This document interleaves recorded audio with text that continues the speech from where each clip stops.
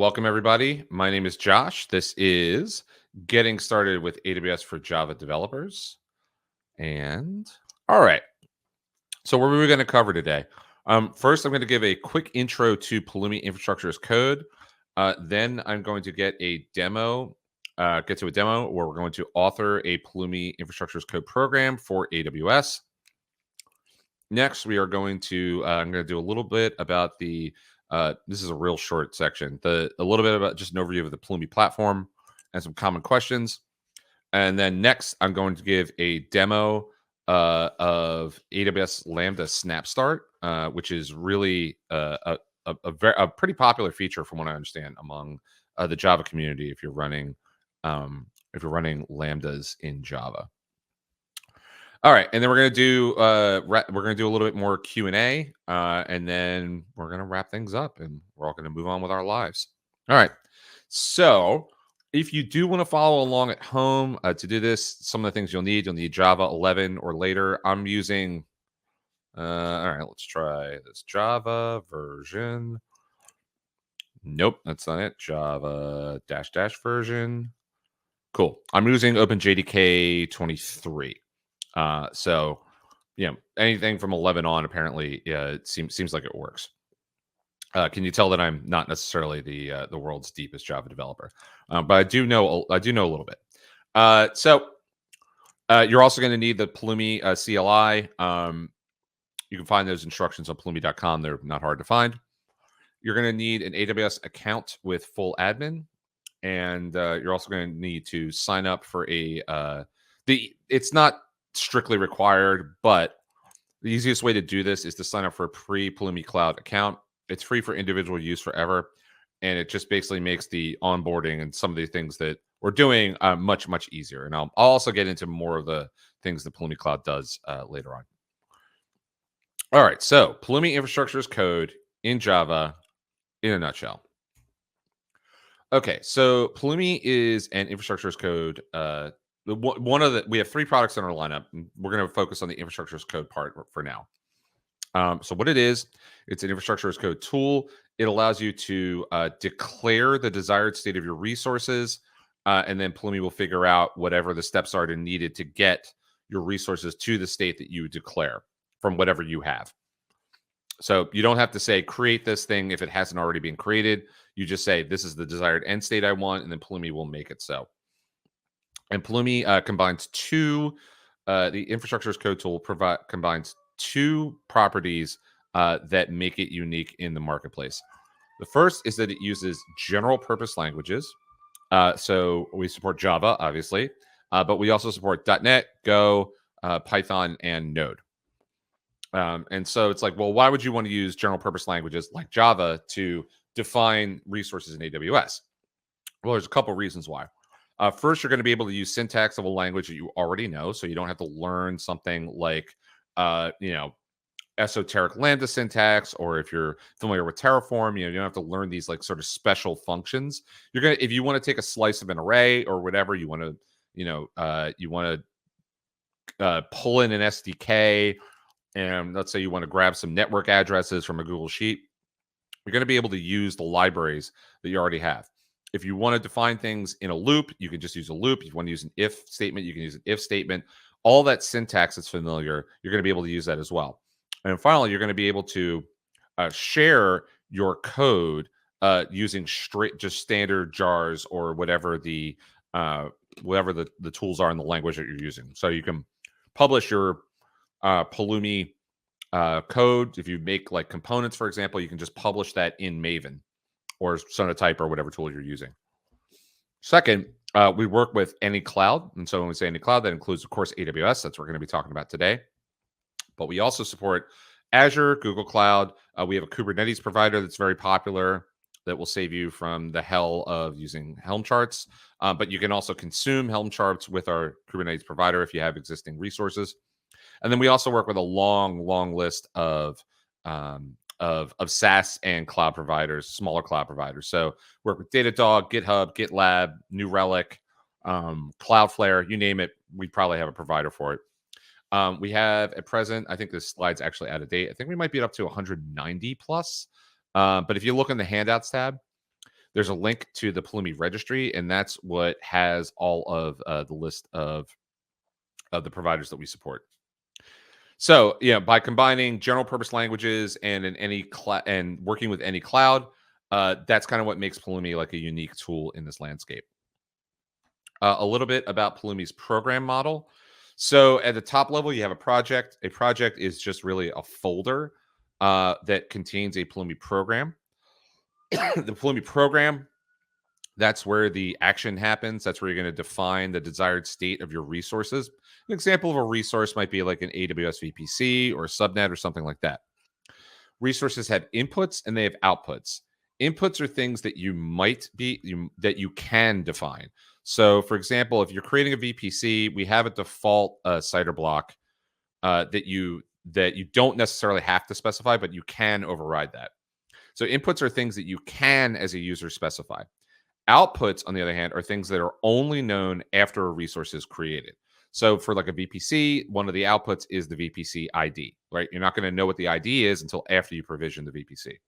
And the way Pulumi programs work is you have this chaining where one resource's output becomes another resource's input. So to take a very simple use case on AWS, you might be creating a VPC. That VPC, you're going to take that VPC ID and use that to feed into subnets that you're going to create within that VPC in, say, different availability zones. It's a very common pattern, right? So, and what happens behind the scenes is Pulumi's keeping track of all these dependencies, and these inputs and outputs, by the way, they're actual like hard Java types. So it's like Pulumi.input of string, and they work a lot like promises in JavaScript if you've ever used those. But essentially the inputs and outputs are kind of the magic in Pulumi that allow Pulumi to remain a declarative tool, right? So again, you only have to say, this is what I want, and Pulumi will figure out, okay, since the last time you ran this program, what has changed? What do I need to change in what order to make it the way that you want it? That's really, really powerful stuff because you don't need to worry about what the current state is. You just need to figure out what the desired state is. Okay, so that covers the program part. On the right-hand side of the slide, we have stacks. Stacks are essentially instances of your Pulumi program. Each stack can have its own configuration file. And so, like, stacks are, for example, how you would do different environments like dev, QA, and prod. So, you might have different configuration values in each of those configuration files. Maybe you want to, in the dev environment, have less powerful compute resources. And so you set some configuration values for that, like I want a small EC2 instance or whatever. You might not want to create a CloudWatch log for logging in a dev environment, because you have admin access to the machines or whatever and don't need it. So you can set a flag in there, and then you can read those configuration values from your Pulumi program. And then because Pulumi knows what the currently active stack is, it will read those values from the correct file. Also, by the way, it's worth noting that you can safely store secrets in your stack configuration file if you mark them as a secret, and I'll show you what that looks like in a little bit. But we only store the ciphertext. A lot of people ask about this, like, how is Pulumi different than the other products in the IAC space? Okay, so essentially the thing that makes it unique is it's both general purpose languages and multi-cloud. Then we also, if you're familiar with CloudFormation, so with CloudFormation, you make a YAML manifest and you send it off to the CloudFormation service, and it creates the resources on your behalf. Pulumi works a little bit differently. We use a local CLI instead of a managed service. And the reason we do that is for the speed of execution. If you're also, by the way, if you're familiar with CloudFormation in AWS, we do not do any sort of rollback. We don't attempt to transactionalize your infrastructure as code. And if you have ever had the experience of, creating a RDS cluster that takes like 15 minutes to spin up or something like that, and then you have, I don't know, a duplicate role or something like that, and then all that work gets rolled back, you'll understand why it's better to not do rollbacks. And then finally, again, I mentioned the secrets handling. So we don't store any secrets in your state file. Your state file, by the way, is the thing that keeps track of what you have. And your program, that represents what you want. And essentially what Pulumi does behind the scenes is it's constantly diffing these two things to figure out what needs to be changed and in what order. So that's how, again, Pulumi remains declarative. And so we ensure that we don't store any secrets in your state file. So, for example, if you create an RDS cluster, we know that that master database password, that is a secret, and we know to only store the ciphertext. Likewise, again, you can also store secrets securely in your config file as long as you mark them properly as secrets. All right, so let's get to the demo, shall we? All right. So I'm going to share my screen, and what we're going to do is we're going to start with an empty terminal window. This is an empty file. There's nothing here. I'll make this even larger just to make sure you can see. This isn't. We're not going to be in this terminal window for too long. All right. So the way I start a Pulumi program is with the Pulumi new command. When I do that, by the way, I can create. I can start with a template.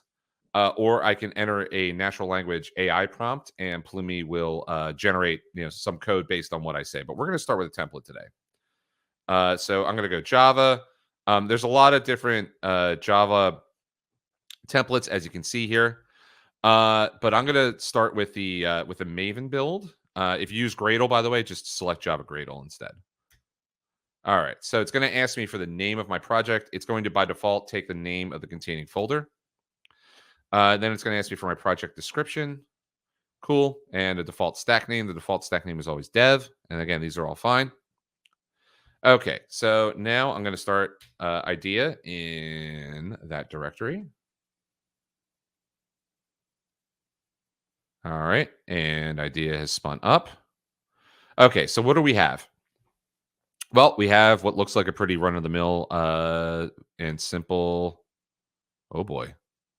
Oh, you can do it, IDEA. That's right. You do your indexing. Okay, cool. Okay. So this app.java, probably. It hides the extension, so I assume it's app. Yes, it is app.java. There we go. Yep. So app.java, this is my Pulumi program. This is where all the action's going to happen. Basically, I'm going to start declaring all my resources within this Lambda here, this Pulumi.run. Also worth noting is this is my Pulumi.yaml. There's not that much. You don't usually deal with this too much. This basically just helps the Pulumi command line know, like, how do I run this program? And also, I mentioned, let's see, let's also add the terminal window. Where are we? No. Oh, no. Where? Tools? Services? Okay. Well, this is the point at which we go. We search in the help. Show terminal window. Nope. That's not either. Here's the time where we Google. I thought it was view, though. View tool windows. Oh, there it is. Yeah, it's in there. There we go. That's the terminal window. Okay, cool. I do know where these things are. Okay. All right. So first thing I'm going to do, now that we're ready to start adding some resources here, I'm going to go to pom.xml. I'm going to go Command N in IDEA. I'm going to add a dependency, and I'm going to add Pulumi AWS. And Maven is going to search, I think. Nope, that's not what I wanted to add. Yeah, search for artifact Pulumi. Okay, cool. There we go. There we go. Okay. So this Maven package, or this package, this is com.pulumi.aws. This is the Pulumi AWS provider. And it has all of the resources in AWS. So it will allow us to create these AWS resources. So the first thing, I also need to add one more reference. I'm going to add.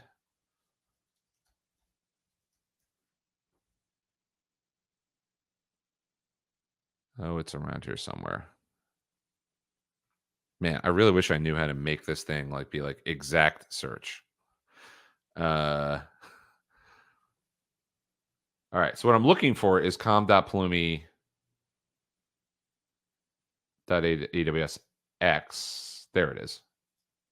They don't make it that easy to find. All right. So I'm going to add that as well. All right. I'm also going to do a Maven sync. Okay. So Pulumi.aws, right? That is the Pulumi AWS provider. And that's what contains like raw resources like a VPC. The AWS X provider contains components. So rather than having to define every single resource in my VPC, like my VPC and my subnets and my routes and my route tables and my NAT gateway, blah, blah, blah, blah, blah, I'm actually going to use um, the AWS X VPC component, which will save us a considerable amount of time in creating a VPC across three availability zones. All right, so let's instantiate some resources. I am going to first, so what we're going to do here, by the way, is we're going to create a VPC and an ECS cluster, and we're going to run a ECS on Fargate workload. We're going to run Nginx, the Nginx container. So this is a simple example of like an end-to-end workload and what it looks like in Pulumi. So let's go var cluster equals new cluster. And hopefully the new, I would like some additional options here. Not DAX, ECS. There we go. Okay, cool. Okay, so when you create Pulumi resources in Java, the first thing you're going to do is you have to give it a name. So this name has to be unique for the type of resource. So you can have, for example, a cluster named foo and a VPC named foo, but you can't have two VPCs named foo. But what we're going to do is we're going to call this my example cluster. So the name, this becomes like the logical name within the Pulumi program. You'll see how this manifests in a sec. And then the second parameter is going to be a list of options for the cluster. We actually don't need to specify any here because we're just going to use the default. I can also go var VPC equals new VPC, and then I'm going to need to specify which one. So we want the AWS X VPC here because this is a component, my example VPC. And then here we can do so this the list of options for the VPC component. It uses the builder pattern as you might expect in Java. So what I'm going to do here is I'm going to say I'm actually going to turn this into a single NAT gateway. Whoops. So we're going to single NAT gateway. Where are we here? Strategy. And then what do we have here? Single NAT gateway. Okay. So this gives you a little flavor of like what it looks like to specify the resource options or the options for the resource. There's actually resource options, which is a specific thing, which I'll get into a little bit later. So if I want to deploy, so now I have my cluster defined and my VPC. So let's go Pulumi up. That is the command that I run to deploy my changes. And it's going to give me a preview of what it intends to do before it does anything. So this is the first time I'm running something, and I forgot to do my SSO login. So please be patient while I do that real quick. All right, cool. So now I've logged in. Now I should be able to, oops, nope. I can run Pulumi up. All right, and it's going to give me a preview of what it intends to do. And it's going to tell me it's going to create this ECS cluster, and it is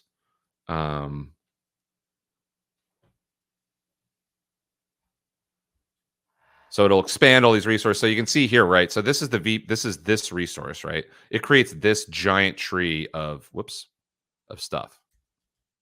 Oops, I need to scroll in the right place. Whoop. Okay.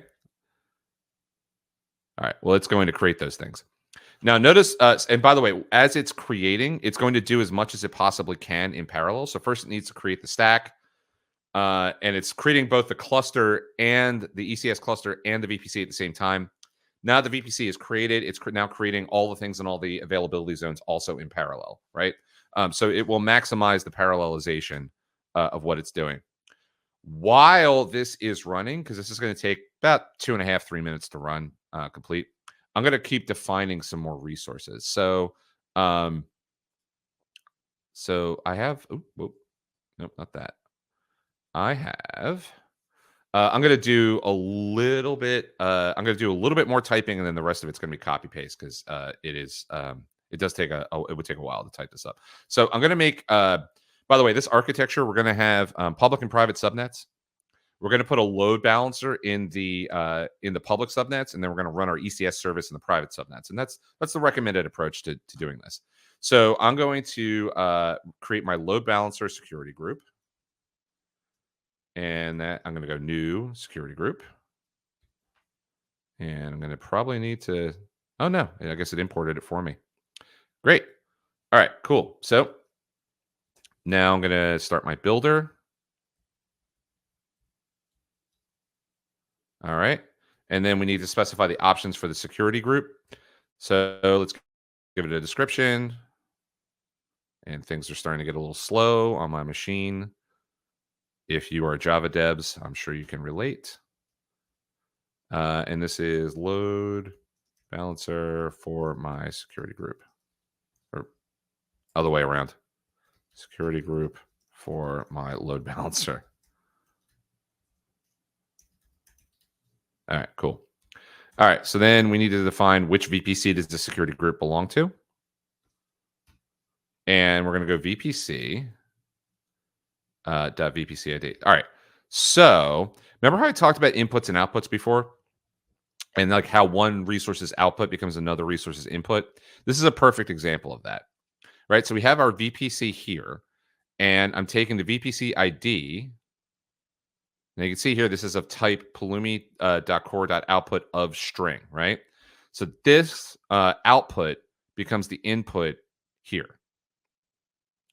So hopefully that makes sense. And again, like I could tear this whole thing down. It would know what to create again in what order. And you can see that we're all done here, by the way. So it took 2.5 minutes. So that's that pattern. I'm actually going to copy the rest of the arguments here. The ingress and outgress, ingress and outgress, ingress and egress. Paste those in. And we need to import this class. Cool. Yep.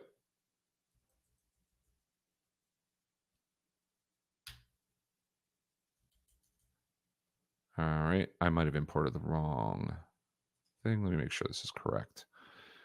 Oh, right. Yes. Egress and ingress. They're separate classes, of course. Okay. So what this says here is we want to allow port 80 into the load balancer from anywhere, which is correct. And then we also want to allow port 80 egress, but only to the CIDR block of our VPC. And so what you see here is this is like a little bit of just kind of transformation stuff. Apply is, it can be a little tough to understand when you first get to it. But essentially what apply does is it takes an output and then transforms it into another output. And basically what we're doing here is we're saying, okay, once the VPC is ready, give me the CIDR block of the VPC. And the reason for that is because these properties are nested. You won't have to do this terribly often, but it's important. It's an important tool in your Pulumi toolbook. So it becomes helpful to familiarize yourself with it. But essentially the way it works, and you'll see more of this actually in some of the future demos. All right, so that is the security group for the load balancer. And then we have the load balancer itself, which I will also just copy and paste here. And then we're going to need to import. Yes, thank you very much. You know what? I'm actually going to just copy all of the imports as well. So that we save ourselves the trouble of having to import over and over again. Oops. Okay, that's everything we're going to need, except for that.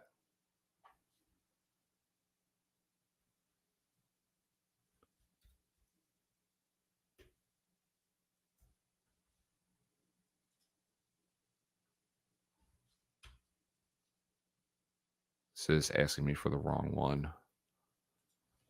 So I'm going to paste that.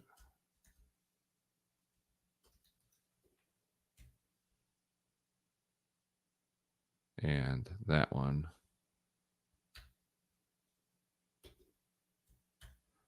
Waiting for Mr. Lightbulb to figure out what reference this is. All right, let's see. I can probably guess it.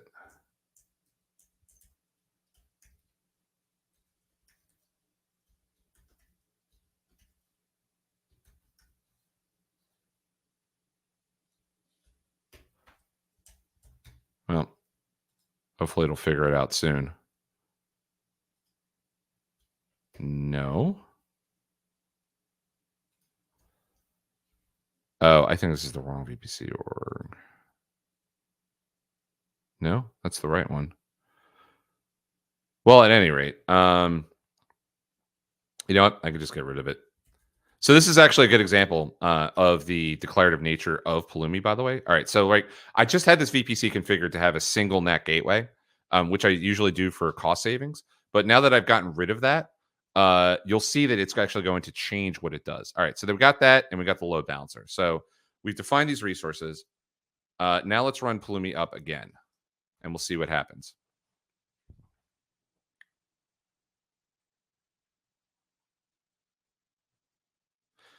So I've changed the configuration of my VPC, and I've also added additional resources. So again, let's take a look at what happens. So you can see here, right, that all right. So if you look at the diff here, right, it's going to create the additional resources because again, I went from one NAT gateway to one for every availability zone, and it's also going to update the routes in my VPC, so they go to the nearest NAT gateway, and that's like again, that's like really powerful stuff, especially if you're just getting like learning AWS itself, right? You're not, you're getting being able to leverage infrastructure as code is going to help lead you to best practices. So let's go. Yes, we want to perform this update. This is going to take a little while to run. I am going to paste in some more resources. So I'll take you through this real quick. By the way, the finished code is available from the link on the handouts tab. All right, so I'm going to add so created our load balancer. I'm going to add a target group. Target group is going to take port 80, and then we're going to make a listener. That listener is going to forward onto the target group. I'm going to define a role, an IAM role that's going to be used by our task. I need to update my language compatibility because I'm using text blocks here. Hopefully you're able to do that, but if not, you can define this, of course, in just regular old strings. There may also be some helper methods in the Pulumi SDK, which, by the way, that is, I'll show you where those docs are. So in the Pulumi website, if you go to pulumi.com/docs, and you head on over to infrastructure as code, you can go languages and SDKs, Java SDK docs, and that will take you to the Java SDK docs. So this is the Pulumi the com.pulumi class. This is like where all the base stuff happens. This is also, by the way, would allow you to read from a configuration file, which I need to remember to demonstrate very shortly. All right, so again, I'm going to copy and paste the rest of it.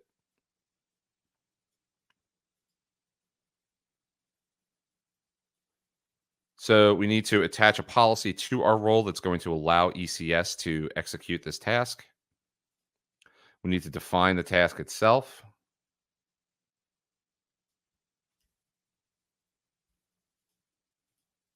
So paste that in. And again, the key thing here is that we're going to run on Fargate, and we're going to run the Nginx container, just the default Nginx container. Of course, you could swap that out with whatever application you want to run. So if you have your own, your own code, your own workload that you want to run, you can do that as well. And if I scroll down a little bit more, so next we're going to add a security group. This is the security group for the service. And again, this is in keeping with best practices. So we are going to only allow incoming traffic on port 80 from within the VPC, right? Because the load balancer is going to hand off traffic to our ECS service. We also have to allow egress for the service over HTTPS so that it can grab the container image, and then we're gonna allow outgoing HTTPS to any address. And then finally, we are going to create a service. So this is the last resource. Paste that in. So this is going to use a lot of the different resources that we created earlier. Our cluster, again, that's this example of one resource's output becoming another resource's input. Our task definition, we're going to deploy it into the private subnets of our VPC that we created. We're going to use the security group that we created specifically for the service. And then this is also interesting. So every resource, by the way, has the same 3 parameters. So we have our name, which I will scroll up. So the name is here, app service. Then we have the arguments, and then we have what are called the resource options. And so the resource options, you can do a lot of stuff with them. They're fully documented in the Pulumi website. It's not hard to find. Just look up resource options. And they allow us to do a lot of things. So, like, for example, we could set a flag on a database that prevents that thing from ever being deleted. That's often a useful thing to set, particularly for a production database. By the way, you can also trigger whether or not you would allow deletion based on a configuration flag and set that configuration flag, for example, to you would allow deletion in the dev environment, but not in the prod environment. And this builder has the complete list of all the different options. As soon as it pops up. You can do things like aliases. Aliases are ways that you can rename resources. It allows for like really much easier refactoring, I think, compared to other tools in the IAC space. And then finally, we're going to do one more thing. We're going to create a stack output. And the way that we do that, and what a stack output, by the way, is for, it's so that we can access a value inside from inside our Pulumi program, somewhere from the outside world. And the 2 ways you can do that are either via from the command line. So that's what we're going to do today. So what this is going to do is this is going to format the HTTP address of our Nginx service. But you can also pull these values from a different Pulumi program, and that's how you kind of do things at scale in Pulumi. So if a very common pattern, we'll use AWS terminology. You might have one stack that is like your VPC that maybe your networking team defines, or your platform team defines, or whoever. And then that would output, let's say, the ID of the VPC and the ID of the public subnets and the IDs of the private subnets. Then you can hand that off, say, to a development team so that they can deploy their resources within that network that the network experts have set up. So they would be able to deploy like EC2 instances or load balancers or whatever. And you do that via what's called a stack reference. All right, so I'm going to deploy the rest of the resources here. Hopefully this should fire off relatively quickly, since we did the hard work of creating a load balancer, which does take a little while because they are highly available and deploy into multiple subnets. And and you might notice, I believe I used the -y flag. That automatically skips the preview step and the confirmation. You're going to want to set that if you're running this in CI/CD. You should never, ever do that if you are working in the production environment and not in a pipeline. All right, so we're creating our task definitions. And then hopefully this fires off relatively quickly. And I'll be able to show you our running version of Nginx. All right, cool. So we're all spun up. We have our URL. That is the output here. So that's that context.export. And by the way, if you're running this at home, you may see yes, this is normal. This 503 service temporary unavailable. This is going to persist for a little bit as the ECS service is passing the health check on the load balancer. So the load balancer is not going to show us the Nginx page until we until it passes the health check. So I'm just going to keep refreshing the page a little bit. In the meanwhile, maybe this would be a good time to check in on some questions. Yeah, here's a great question. So, can I build this app as a bundle, a jar, and then give it to Pulumi to execute on some other host or machine? Um, yeah, you wouldn't if you were just executing the program itself, you would probably just clone the repo. But in deeper, like in more advanced scenarios, you're going to have a platform team or some infrastructure team. They're going to like create probably components and things like that. So you can create your own components within Pulumi.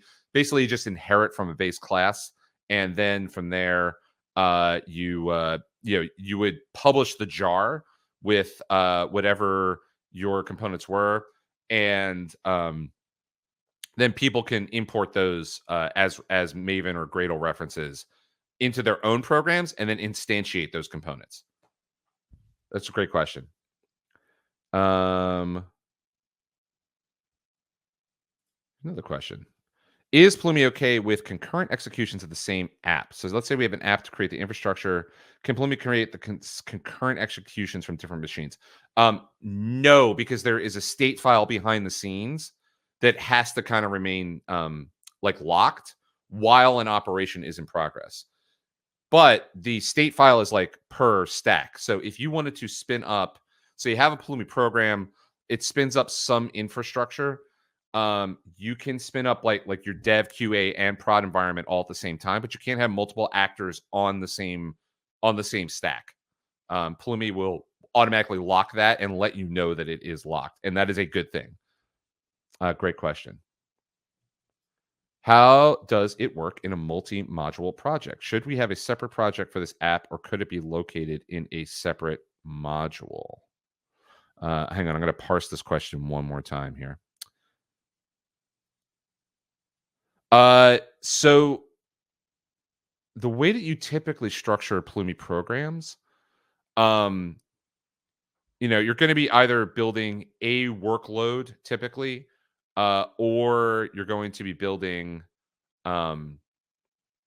like some foundational infrastructure, or just an app that consumes other foundational infrastructure. That's like most of the ways that people use this.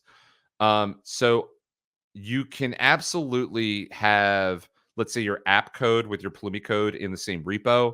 Pulumi has what's called a command provider that will allow you to execute any CLI command in the context of a Pulumi program. You could, if you want to deploy your app code and your infrastructure code at the same time, you might orchestrate that with Make, for example. You might, build the app code, put it into a container, and then deploy it at the same time. You might have your app code separate from your infrastructure code, and then you just change the version of the container that you're deploying. That might also happen.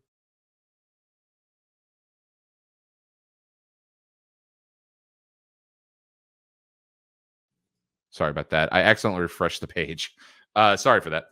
So what I meant to do is I meant to actually refresh, by the way, the demo, which now I'm happy to say is working.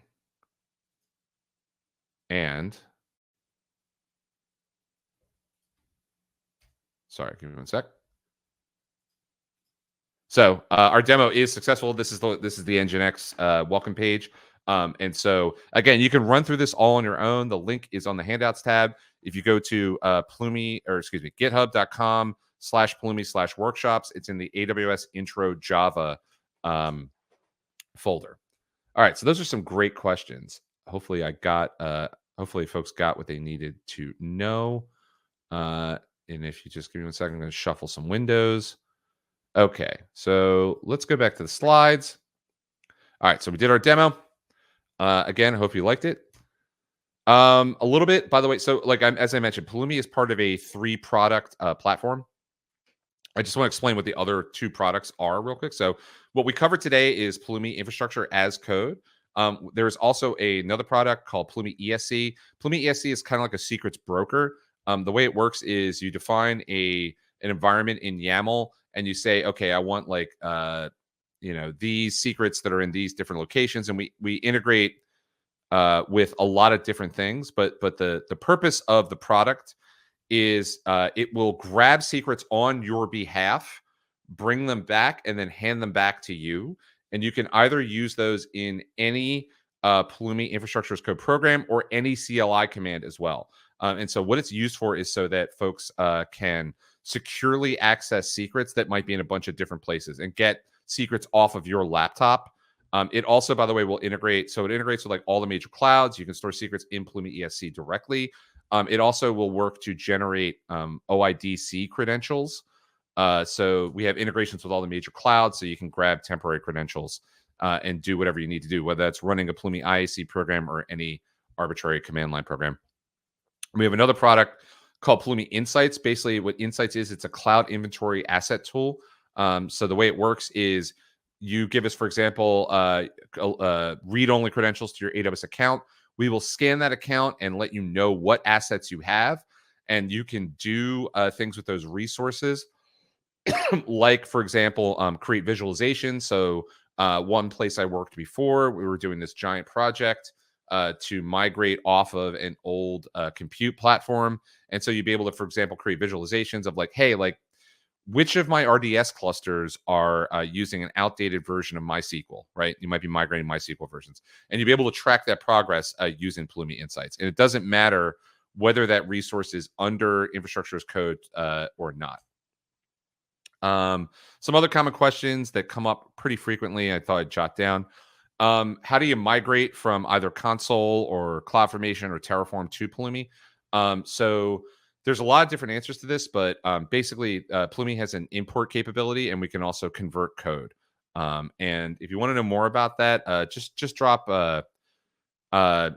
You can drop me an email or reach out in our community Slack. I'll give the address for the community Slack very shortly. Where can you find all the cloud providers that Pulumi supports? I will show you what that looks like. So we head over to Firefox, and if you go, we'll switch to my screen here. So if you go to the Pulumi, so this is the Pulumi registry. It's at pulumi.com/registry, and this has a list of all of the different providers that we support. Our most popular ones are pinned up here. As you can see, we support all the major clouds plus Kubernetes, and then there is a long list of all the different things we support. Our most popular providers typically are like, again, the three major clouds, plus we have a Docker provider that's very, very popular. But there's a long list of different things that we support. You can even manage things in our SaaS product called Pulumi Cloud. You can manage those things via the Pulumi provider. Speaking of Pulumi Cloud, by the way, this is what it looks like. For some of the features that I've covered today, one of the most important things is, and my SSO is expired. Let me sign in again.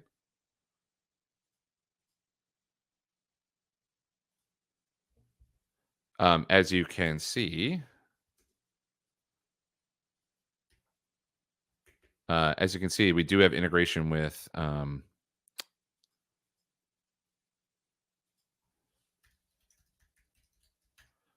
we have integrations with SSO, by the way, as well. If you're interested in that, I'd be happy to tell you more about that. Okay, so I am now signed in. Okay, so at a fundamental level, one of the most important things Pulumi Cloud does is it gives you, it manages your state file for you, and it manages your state file for you, and it also allows you to view like who changed what and when. So if you look at this, you can see all the updates that I've run on my stack. This is a different stack. This is the demo I'm about to show. But it captures all of the command line output, and then it also captures the context here of where I am in Git. So this tells me like what commit I'm on, what branch I'm on, what repo I'm on. And that's like really, really useful because you need to know who changed what and when. There's a lot more that it does, and I don't necessarily have time to get into all that because I want to make sure that I get to the next demo, which is AWS Lambda Snapstart. So I'm going to go over this code really, really quickly. I'm going to go back to sharing my screen. So I'm not going to run this thing from start to finish. Again, the code, if you want to view it, is available in the link. Again, it's Pulumi. It's github.com/Pulumi/workshops, AWS intro Java. And that link is on the handouts tab. Okay, so what are we doing here? In this example, we're going to build a Lambda. We're going to run this little pet store thing that AWS put together. What this code base contains is essentially a Lambda function. So we say this, and then what we're doing here is we're adding on AWS Lambda Snapstart. And what Snapstart does is it will basically pre-cache your a warmed up version of your code because obviously the Java virtual machine takes a while to start up. And in doing so, that's going to make your cold starts way better. How much better? Well, just you hang around, and I'll show you some data that we gathered when we ran this. So we're going to make a Lambda function. We're going to publish a version. I'm going to skip through this, and then we create an API gateway in front of it, and then at the bottom we output the URL for the API gateway endpoint. So I've actually already run this, as you can see here. I have the URL. Hopefully, this is the current one. So if we bring it up, we're going to see that it's going to return a bunch of JSON, right? So it returns a list of pets. I think it's randomized. It's actually not that important. The point is that so when you run this code, and if you're hosting your Lambda with Snapstart, the performance improvement is quite significant. So when you're running Hello World, all right, that's nice. We get a little bit of improvement here, but like the Spring Boot example here, like that's over a 90% reduction in cold start time. So it really makes a huge difference. If you are running Lambdas in Java, definitely recommend that you use Snapstart. And again, the full example code for this is available on the handouts tab. All right, so questions. Yes, we do have questions. So I'm going to head through some of these lovely questions. Okay, so we have a question from Paolo. How can I deploy the same architecture on different cloud providers? So this is a good question. There really is no way to abstract away the difference between cloud providers. It's just not possible. So, for example, if we look at we're comparing AWS to Google Cloud, the way AWS's networking works for a VPC, they have regions within that regions. They have availability zones within, and like Google's network is just different. It's global. So a VPC spans the entire globe. And so, for example, just to take that simple example of networking, there really isn't any good way to abstract away those differences. So if you want to deploy the same architecture on different clouds, you're basically going to have to write that stuff yourself. Now, Pulumi does have some templates. So if you go to Pulumi new, we do have some simple reference architectures. I'll look that up right now. So we got Pulumi architecture templates.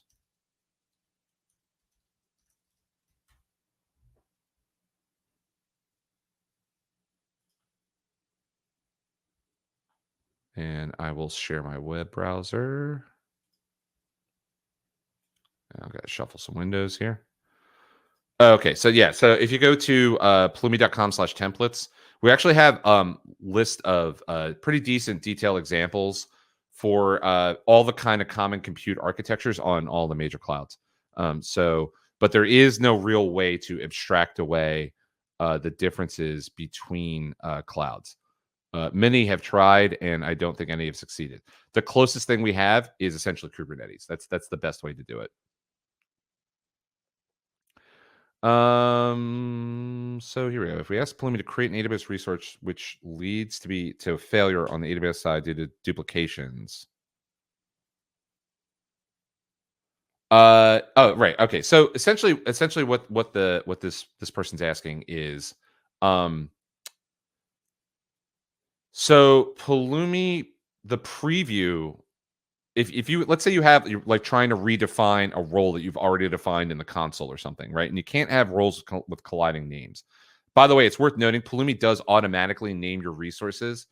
It will append a random string to the end. And the reason that we do that, by the way, is to avoid these types of collisions. So you have that. But if someone created something, and you can also specify an explicit name as well. So there's, you can do it either way you want, but let's say it's, you specify an explicit name, and you also have someone has defined the same thing in the console. Uh, you would not know that that is a duplicate until you actually try to provision the resource. The preview will not catch that. The reason that is true is because like there's just a certain classes of errors that you can't catch until you actually try to provision the resource.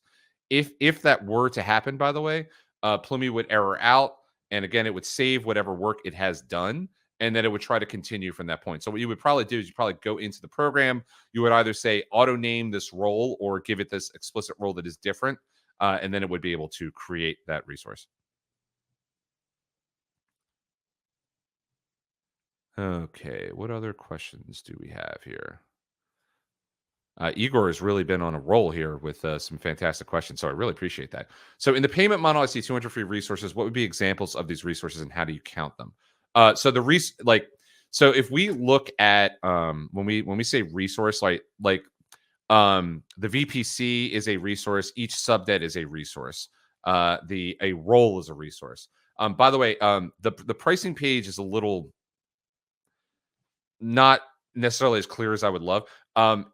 Pulumi Cloud is free for individual use. You have there's no limit on the number of resources right now. We may at some point in the future put some like reasonable limit on it, but it would be um, I don't think it's a limit that you would hit very easily. Yeah, so for individual use, it is actually it is free for unlimited use at this time. Let's see if there are any other good questions I might want to put on the screen, but we are approaching time here. I think we've covered all of the. We have this one last question. What would the alternative be if rollback is needed as a backup? This was in reference to, hey Josh, hey everybody, this is Torian and on chat support. This was in reference to the earlier statement about rolling back Kubernetes and how that can be kind of time intensive and a big mess. Oh, yeah. So if rollback is needed as a backup, that's the part that's a little confusing. I'm not sure what's being asked here. So, but the way that it works for Pulumi is if it will, whatever work has been done is done, and it won't try to undo that work. So if a resource can't be created or it can't be destroyed, sometimes, like for example, you can't tear down a VPC when there's stuff running in that VPC. So when that happens, it will fail, and you'll have to correct the error condition, and then you can run again. So that's without further clarification, I think that's the best I can answer here. All right, so we are about at time, so let's wrap things up. So if you'd like to continue your journey, first off, 1 and 2 are going to be really important. So join the Pulumi community Slack. If you go to slack.pulumi.com, we have 2 channels. We have a Java channel and AWS channel that would be relevant, but we have a bunch of other channels that you should feel free to join. I am in there. My name is Josh. I have a little Pulumi logo next to my avatar. So please feel free to tag me. Do try to ask your questions, by the way, if you have additional questions in a channel rather than messaging me directly, because that's going to give the entire community a chance to answer. And there's also a ton of other Pulumi employees and also community members who are very active in community Slack.